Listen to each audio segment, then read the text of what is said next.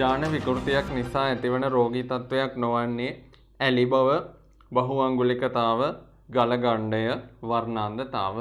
දීලා තියෙන උත්තර ටික දිහා බැලුවම සහ ඔයාලට ප්‍රවේණීය පාඩම හොඳට මතකයි නම් අපිට කෙලිම මේකෙදි උත්තරේ ගන්න පුළුවන් ගලගණ්ඩය කියන එක. හේතුව ගලගණ්ඩයේ රෝගී තත්වය ඇති වෙන්නේ අයඩීන් ඌනතාවය කියන තත්වය නිසා. ඒතකොට ශරීරයට අයඩීන් අඩුවීම නිසා තයිරොයිඩ් ග්‍රන්ථිය ඇතිවන ඉදිමීමක් මේ ගලගණ්ඩය කියන රෝගී තත්වයට හේතු වෙනවා. එහෙනම් උත්තරේ වෙන්නේ අංක 3. හැබැයි අපි මේ ජාන විකෘතිය කියන එක ගැන පොඩ්ඩක් කරුණු සාකච්ඡා කරලා ඉමු. ප්‍රවේණීය පාඩමේදී අපි ඉගෙන ගන්නවා රෝග වර්ග 4ක්. මේ රෝග 4 අපි ප්‍රධාන කාණ්ඩ දෙකක් යටතේ තමයි ඉගෙන ගන්නේ. පළවෙනි කාණ්ඩය තමයි ලිංග ප්‍රතිබද්ධ ප්‍රවේණිය නිසා ඇතිවන ප්‍රවේණික ආබාධ. අනිත් එක තමයි ජාන විකෘතිය නිසා ඇතිවන ප්‍රවේණික ආබාධ.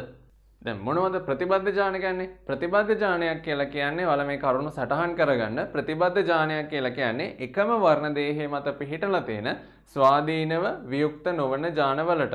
මෙතනදී ඒවා X ප්‍රතිබද්ධ සහ Y ප්‍රතිබද්ධ කියලා ආකාර දෙකක් තියෙන්න පුළුවන්. X ප්‍රතිබද්ධ ජානවලදී තමයි ගොඩක් වෙලාවට මේ ප්‍රවේණික ආබාධ දෙකක් හටගන්නේ. අපි ඉගෙන ගන්න ප්‍රවේණික ආබාධ දෙක පළවෙනි එක තමයි රතුකොළ වර්ණාන්ධතාව, අනිත් එක තමයි හිමෝෆීලියාව.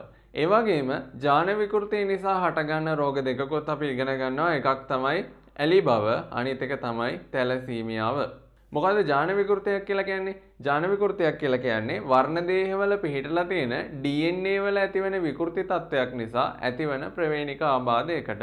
එතකොට මේකෙදි අපි ඇලි බව ගැන කතා කරොත් ඇලි බව කියන එකේදී සිද්ධ වෙන්නේ ශරීරයේ තියෙන මෙලනින් වර්ණකයේ නිපදවීමට හේතු වෙන දෛහික වර්ණ දේහයක තියෙන ජානයක් ඇතිවන විකෘතියක්. එතකොට තැලසීමියාව රෝගී තත්ත්වයේදී සිද්ධ වෙන්නේ හිමොග්ලොබින් වර්ණකයේ නිෂ්පාදනයට හේතු වන ජානයක් විකෘති වීම. එහෙනම් මෙතනදී ජාන විකෘති වලට හේතු වෙන රෝගී තත්ත්ව දෙක බලා ගන්න වෙන්නේ නැහැ. එකක් ගැටලුවක් වෙන්න පුළුවන් ඕගොල්ලොන්ට. මෙතනදී ඇලි බව කියන එක විතරයි තියෙන්නේ, තැලසීමියාව කියන එක නැහැ. හැබැයි බහුඅංගුලිකතාව සහ වර්ණාන්ධතාව කියන එක තියෙනවා. එතකොට ඕගොල්ලෝ මෙතනදී වර්ණාන්ධතාව කියන එකත් පිළිතුරක් විදිහට ගන්න පුළුවන්. මේ ප්‍රශ්න බලන ළමයින් අතරින් වර්ණාන්ධතාව පිළිතුර විදිහට ගත අයත් ඉන්න පුළුවන්.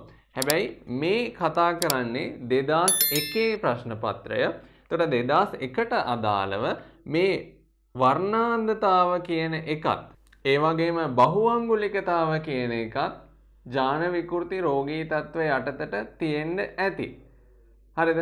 ඒ නිසා මෙතනදී නොගැලපෙන උත්තරේ ගන්න කෙනා තමයි හරි උත්තරේ සටහන් කරලා තියෙන්නේ. ඒ නිසා ආපහු පිළිතුරු අංක 3.